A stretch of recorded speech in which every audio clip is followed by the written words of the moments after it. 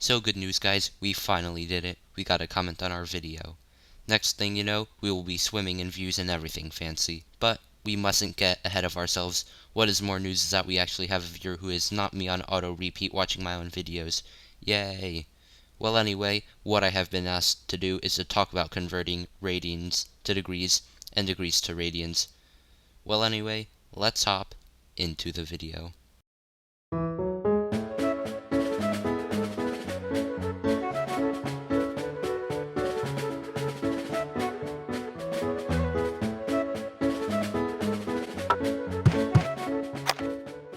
So in this video I talk about converting radians to degrees, and by nature it is pretty intuitive to also learn how to convert degrees to radians. However, I do go into some depth, but not a lot, specifically about radians and degrees individually. So if you ever want a video about that, make sure to let me know down in the comment section. I read every comment, although in most cases there is nothing to read. So know that whatever you say I will read. Well anyway, when talking about radians and degrees, I think it is first beneficial to talk about what radians and what degrees actually are. First, we have to talk about degrees, and it is important to note that a degree is the name of a unit of measurement. It's like saying feet or meters. But it's also not like saying feet or meters, and you'll learn why soon enough. It's also important to know that 360 was chosen for the amount of degrees in a circle pretty arbitrarily.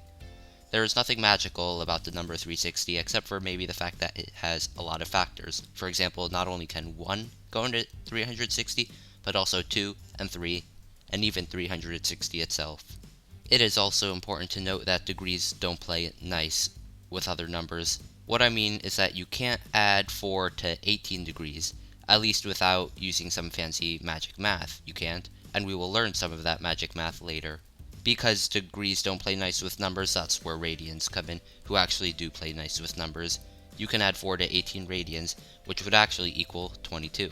You might now have a guess on how nice radians are. Also, unlike degrees, yet again, how to calculate radians was not chosen arbitrarily.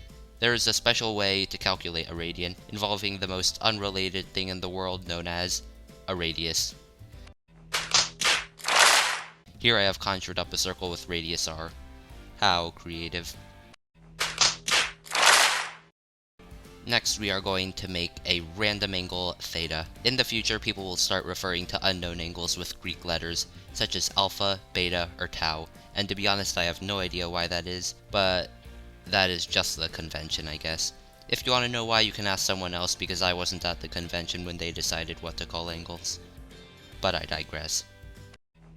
The way we calculate a radian is by utilizing the relative arc length, which we will represent as s. When I say arc length, I mean the length of the arc, or the length of s. And we may or may not remember from pre-algebra that picturing an arc is like getting a rope and bending it around the edge of a circle.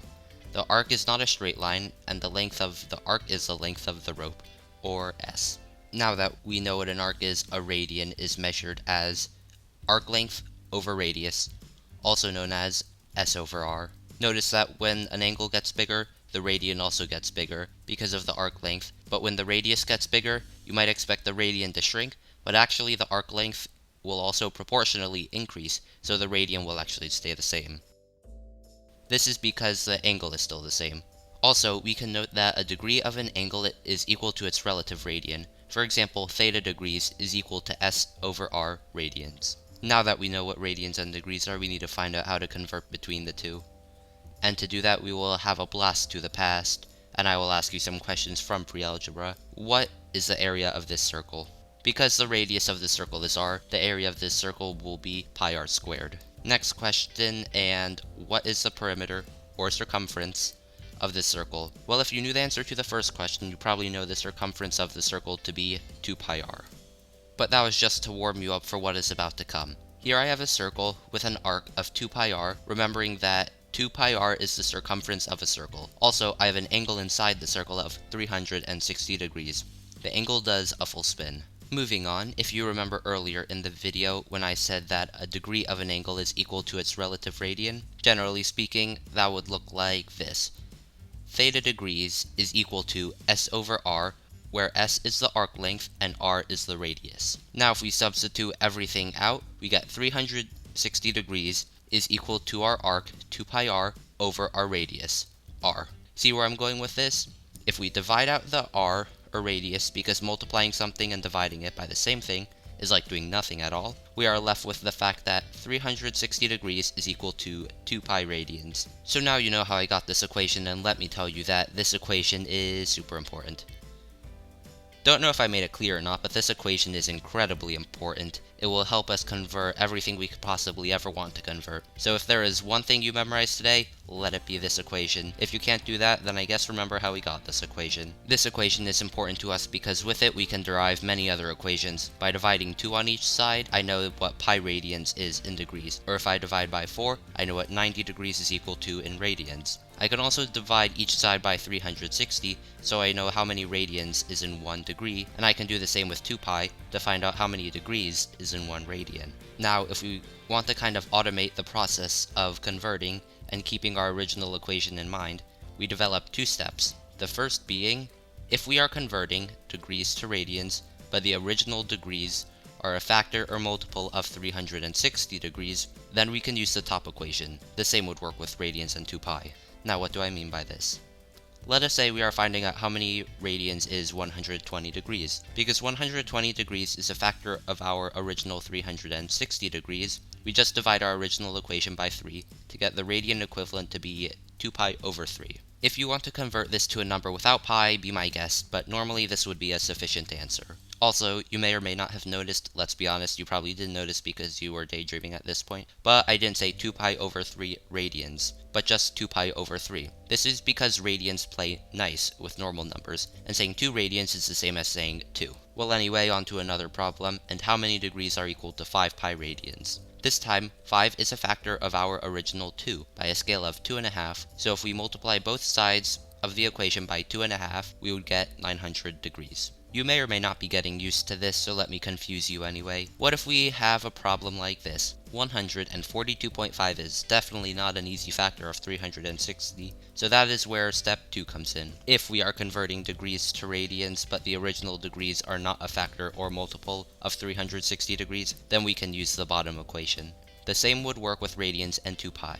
By this, I mean, what if we are converting 142.5 degrees into radians? Using the equation on the left, we have what a single degree is in radians, so if we multiply both sides of that by 142.5, we can get what 142.5 degrees is in radians.